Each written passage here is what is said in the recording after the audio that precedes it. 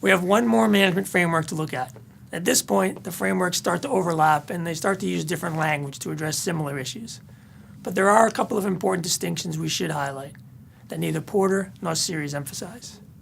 This last framework calls out 5 fundamental factors for success in building and delivering an organization focused on creating economic and social value. At this point in our review of frameworks, we're going to focus only on the important distinctions of this model. And one of those distinctions should be a familiar one, and that's the idea of a higher purpose. In week 1, we covered the critical importance of purpose and values to corporate social innovation. This framework includes a specific reference to purpose and calls for the company to declare a clear, compelling purpose and strategic direction. It asks the company to establish a strategic identity rooted in higher purpose and values, and define success in economic, social, and environmental terms, and it asks for leadership at the company to embrace and exemplify that purpose. The transparency and communication factor is similar to what Series called disclosure, to ensure active, open dialogue and clear, balanced communication. And performance management is also similar to what Series called performance. It highlights materiality and calls for the company to define and declare specific goals for sustainability or social value.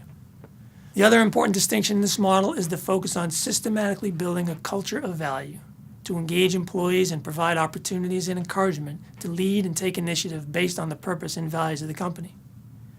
Organizational change is very difficult, but look at any organization that's doing social innovation at a leadership level, and you'll find a thriving, vibrant organizational environment of committed people. And you'll find a system that's focused on keeping that environment intact.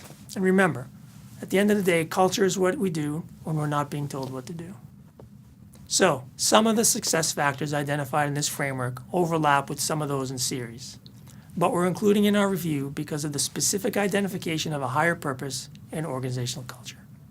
Well, we just covered a lot of ground.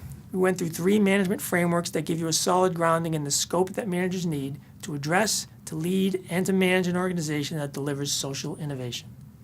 The frameworks covered a range of perspectives and emphasis points, an emphasis on improving competitive strategy and position, on aligning with the expectations of investors and the financial community, and an emphasis on the more human side, the overriding purpose and the organizational culture.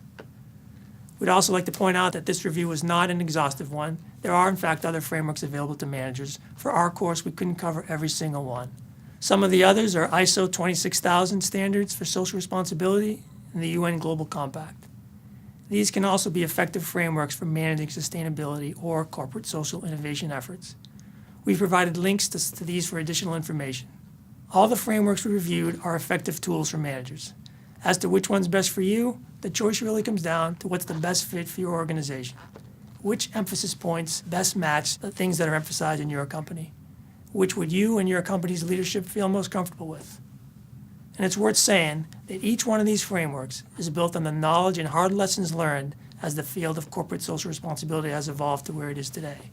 And that's a significant benefit for any manager.